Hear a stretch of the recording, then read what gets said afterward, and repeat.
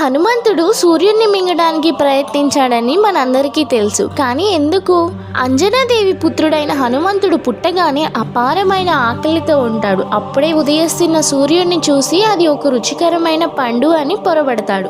వాయు వేగంతో ఆకాశంలోకి ఎగిరి కోట్లాది మైళ్ళ దూరంలో ఉన్న సూర్యుడిని పట్టేయడానికి వెళ్తాడు. సరిగ్గా అదే సమయంలో రాహువు సూర్యుడిని పట్టడానికి రాగా హనుమంతుడిని చూసి భయపడి ఇంద్రుడికి ఫిర్యాదు చేస్తాడు. లోకమంతా చీకటవుతుందని భయపడిన ఇంద్రుడు తన వజ్రాయుధాన్ని హనుమంతుడి గడ్డం వైపు ప్రయోగిస్తాడు.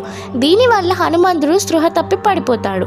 కోపించిన వాయుదేవుడు గాలిని ఆపేయగా దేవతలందరూ వచ్చి హనుమంతుని శాంతింపజేసి అమరత్వం, అజేయమైన శక్తి వంటివి అనేక వరాలను ఇస్తారు. అలా సూర్యుడిని మింగడానికి వెళ్ళిన ఆ బాలుడే మహావీర హనుమంతుడయ్యాడు. హనుమంతుని భక్తి మీకు నచ్చితే జై శ్రీరామ్ అని కామెంట్ చేయండి. కథ నచ్చిందా?